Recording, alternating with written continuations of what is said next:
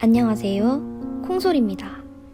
여러분, 영화 셔터 아일랜드를 아시나요? 영화 셔터 아일랜드는 범죄자들을 정신병원에 가두고 생체 의학 실험을 벌이는 이야기를 다룬 내용인데요. 연방보안관 레오나르도 디카프리오가 수사를 하러 가면서 벌어지는 일들을 그린 영화입니다.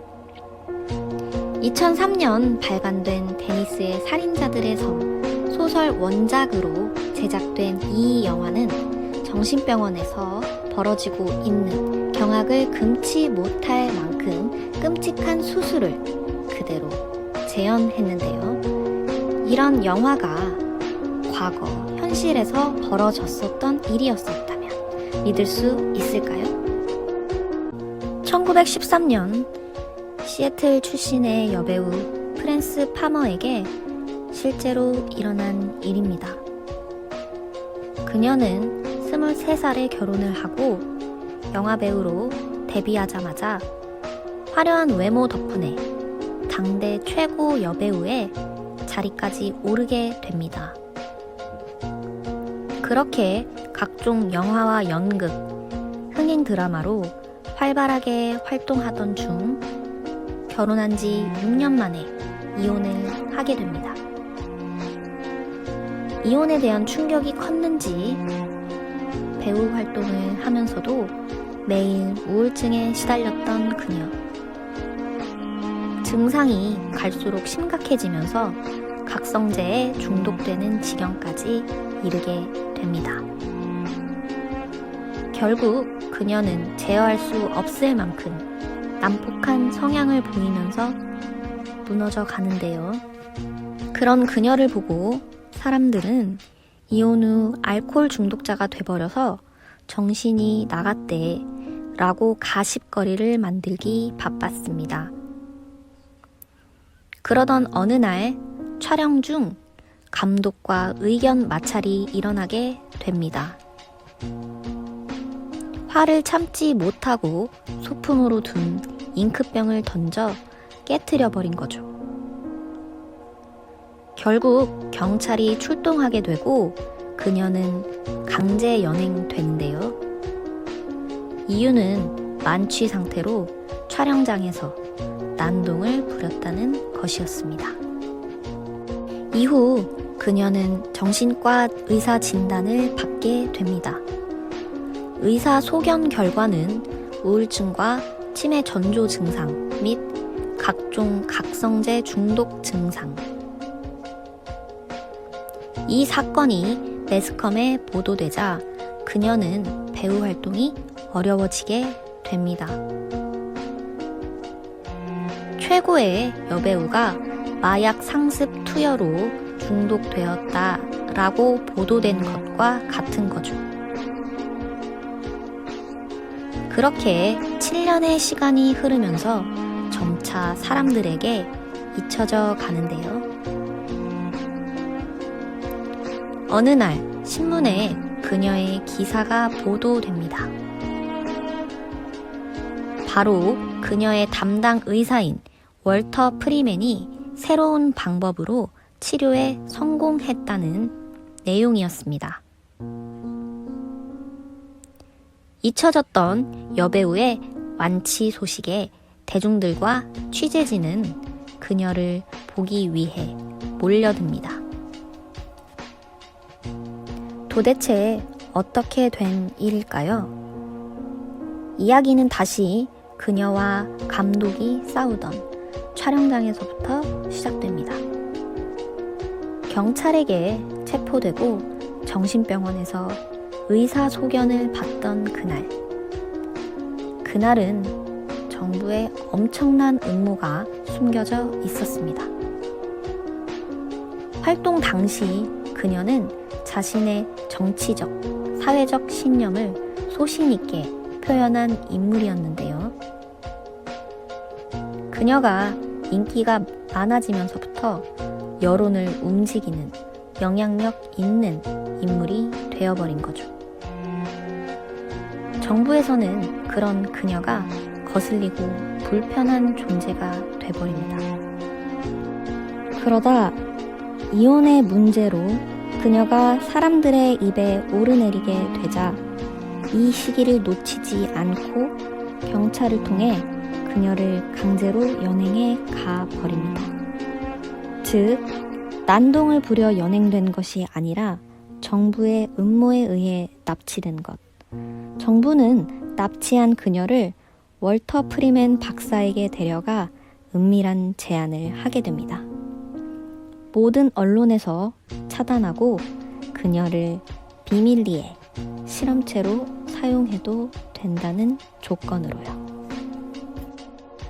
당대 최고 여배우의 뇌실험을 성공시키면 부귀를 누릴 거라 생각했던 월터 박사.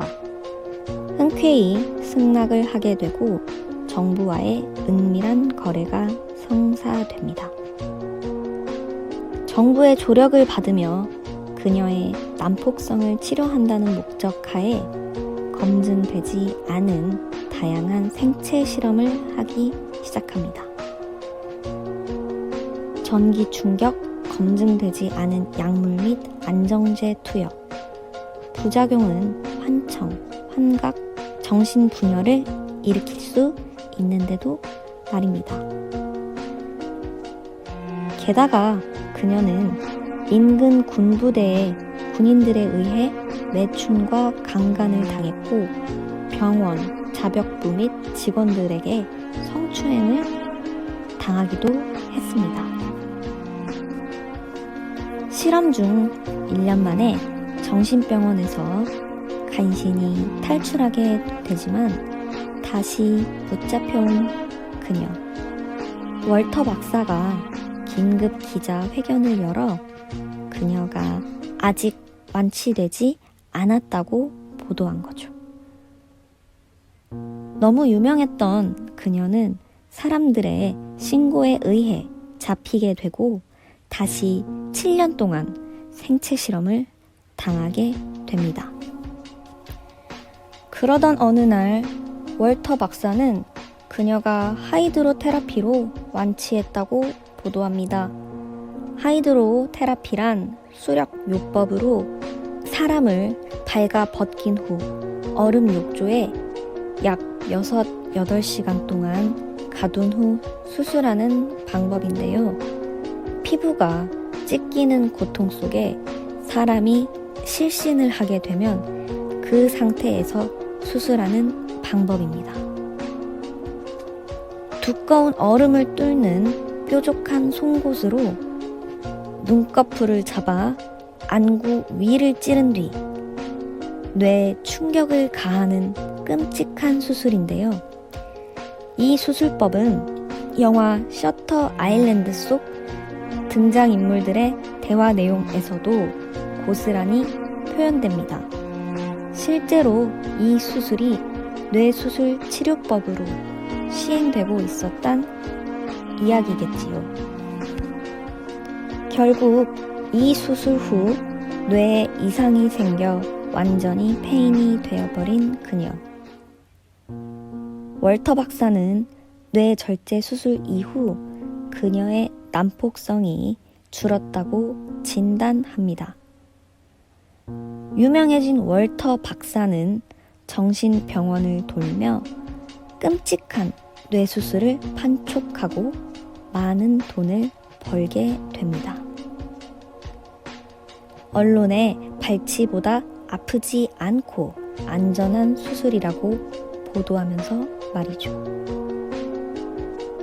그 결과 미국 전역에서 4만 명 이상이 수술을 받게 되었으며 그 예로 존 F 케네디 대통령 여동생 로즈마리가 있는데요. 결국 검증되지 않은 수술로 그들 모두 그녀처럼 폐인이 돼버리죠. 그러나 차츰 다른 의학자들에 의해 검증된 약물법과 반론 논문이 제기되기 시작합니다. 뻐꾸기 등지 위로 날아간 새. 켄케시 작가가 그녀의 이야기를 모티브로 정신병원의 인권 유린과 비윤리적 치료 실상을 파헤쳐 퓰리처 상을 받게 됩니다. 그녀의 이야기가 알려지고 끔찍한 수술자가 월터 박사임을 알게 되면서 수술은 1967년 이후에 금지되게 됩니다. 결국 정부의 음모에 의해 정신병원에 갇혀버린 프랜시스 파머.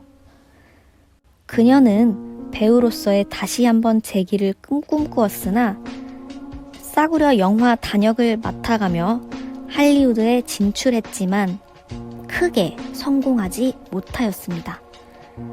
57세의 나이로 파란만장한 삶을 마감한 배우 프랜시스 파머의 안타까운 이야기였습니다.